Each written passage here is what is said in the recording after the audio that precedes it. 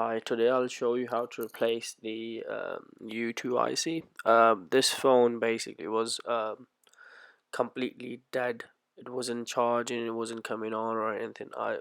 After diagnosing, I found out that the U2 IC was causing this, and prior to actually booking the repair, we asked the client if he's used cheap quality chargers, and he said yes, he did. So this is what happens when you use a cheap quality charger. Your U2 IC fails, and in some cases, the phone dies. So okay, the first thing you're gonna do, obviously, take off the shield from the back and everything. Just apply some flux, heat it up, and remove this IC. Usually, this is underneath the black tart kind of coating. So you first have to remove that flippin' shitty stuff which is on the chip, and then you just have to take it off. It is fairly a harder task than replacing the IC chip on the 5S. The iPhone 5 was terrible, then the 5S and the 5C was quite easy, and this 6 is a nightmare. Okay, so yeah, so enjoy the video. Hopefully this is gonna help some of you lads, and this is how you do it. It's just uh that I'll just stop talking because it's a pretty long video, so I'll start talking where it is necessary. So basically what you have to do is just apply some solder flux on it and heat it as much as you want, making sure that you don't knock one or two capacitors or the filters nearby, or you don't reflow the chips nearby. So yeah, take it and see how you do it.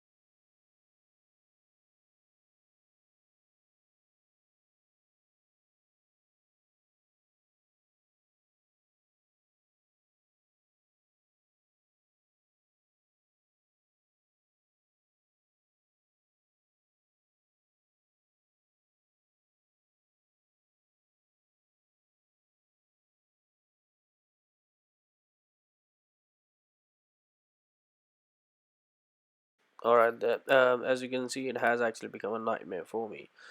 So it's because of the glue that they put on the chip. It's actually gone underneath the chip and it's holding it on the board. So I'm just trying to use the sharpest things that I have to remove the bloody glue. But believe me or not, it's so small that even the sharpest tweezers that I have, they can't get underneath this chip and remove the glue. I've used quite different stuff to actually get rid of that glue so that I can actually, of course, take off this chip. You've seen me using the tweezers.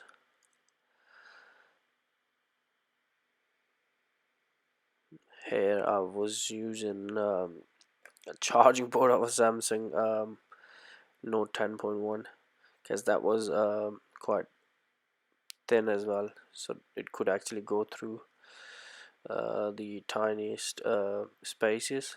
So just bear with me.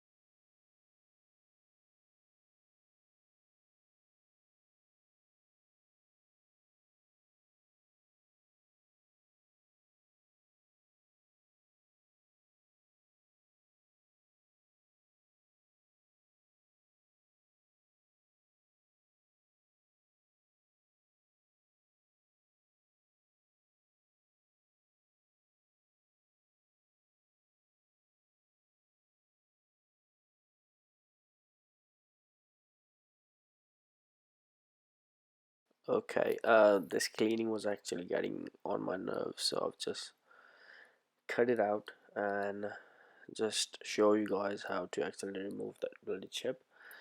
Okay, so I've applied some more flux on it and heated it up. This time it would come off. It has actually pissed me off more than what I thought it would.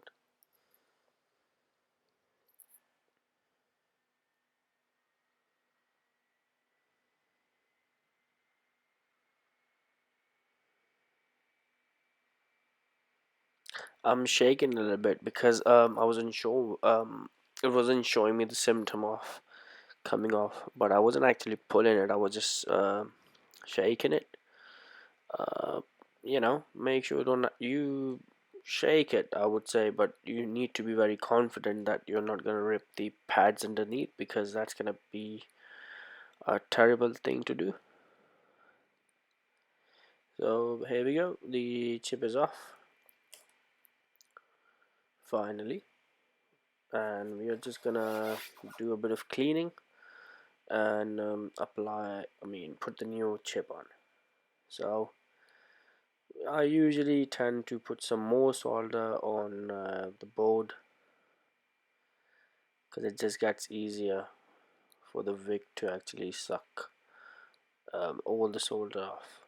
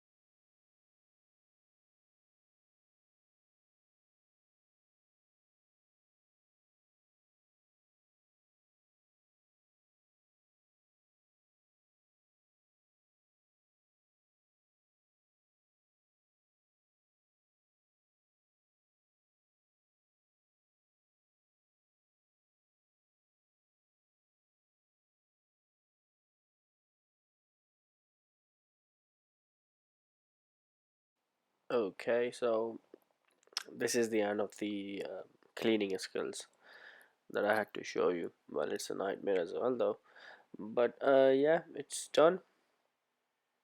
Once we are done cleaning, we are just gonna put the new chip on and start soldering it.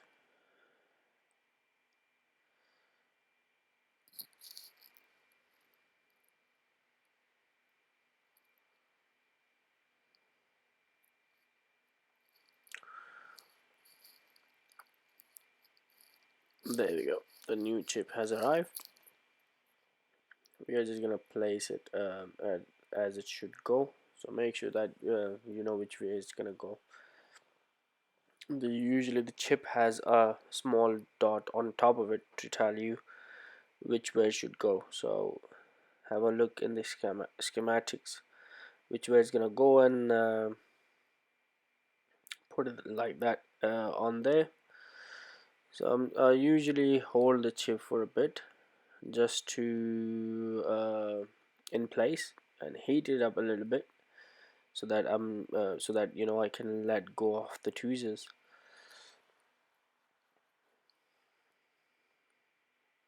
And what it actually does, it won't, I mean, if you keep on holding it from the tweezers, then there's a chances that you would move the chip, and if you move the chip, then obviously the balls underneath, they will get messy.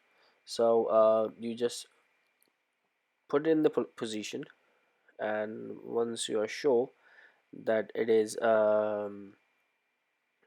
stuck there, I mean it wouldn't move when you like it, just moved now through the blow of the air, you just let it go, apply some flux and just heat it. Well, I'll demonstrate that to you so that you know what I'm talking about. There we go. So I'm just gonna position it, and there we go. I'm going to apply some heat. There we go. I think it's not gonna move now, so I'm just gonna apply some flux. Ta-da!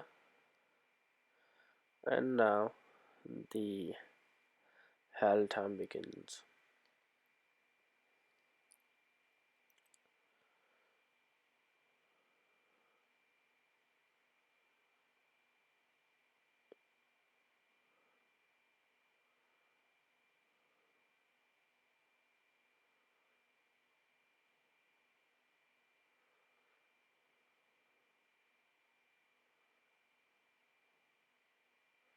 Once I see the chip is coming to its position, I just stop heating it.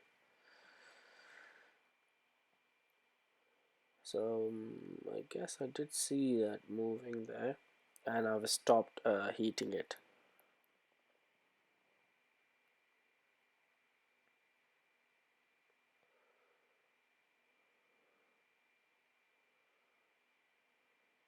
And I'm waiting for it to cool down, I guess. Okay, once I'm sure that it's done, I'm just gonna check it with the tweezers, whether it moves or it doesn't. If it if it moves, that means you haven't soldered it properly. So I'm just gonna make sure 100% that it doesn't move.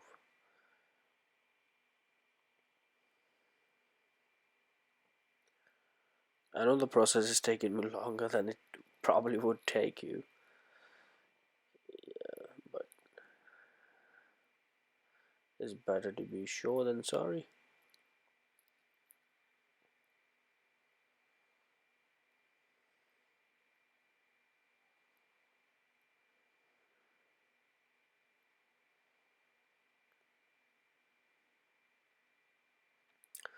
Okay, now it's time to test the work we've taken,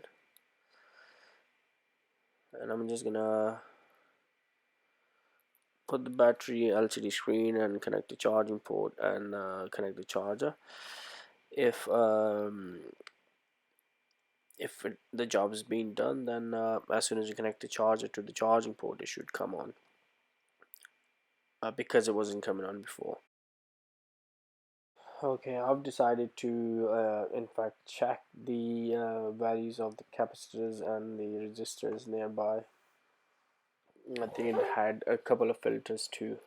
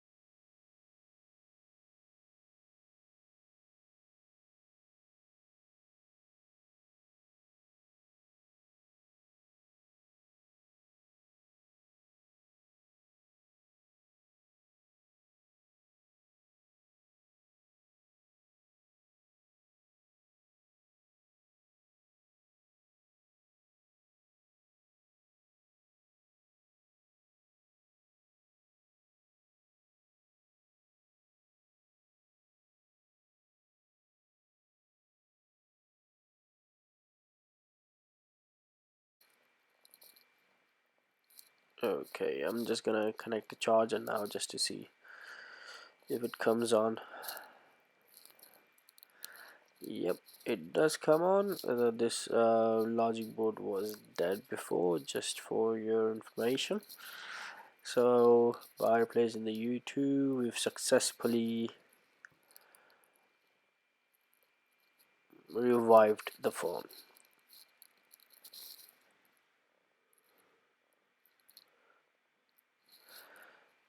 And it does show the charging sign. It's just that it didn't come in the camera.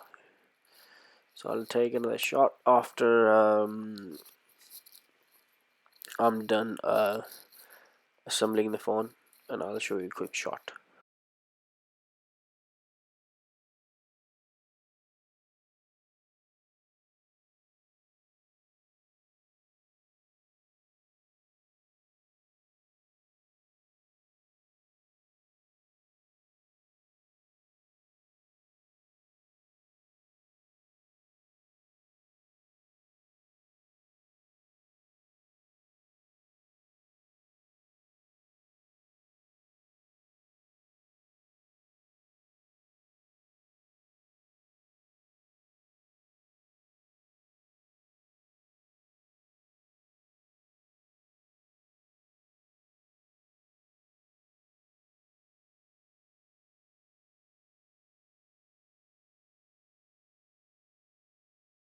There we go. Our phone is completely assembled now, and I've connected the charger again, and it's coming on.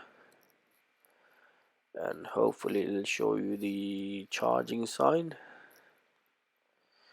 which means that the phone did work.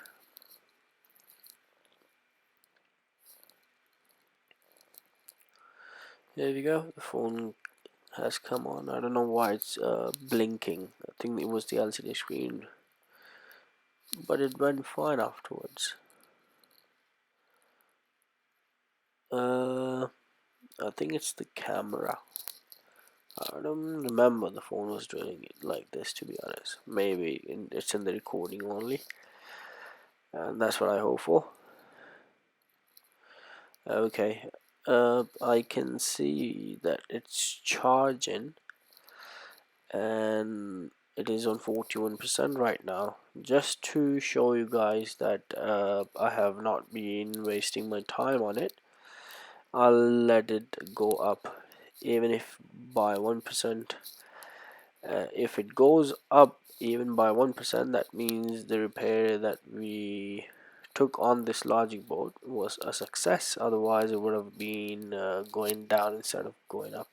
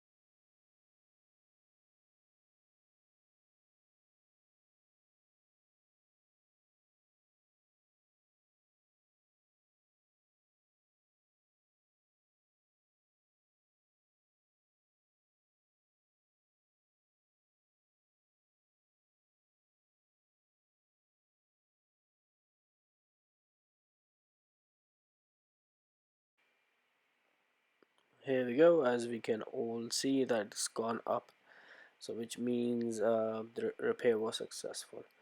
Okay guys, so it's time for me to go and have a sleep. Thank you for watching the video, and if you like the video, please subscribe and comment. Bye.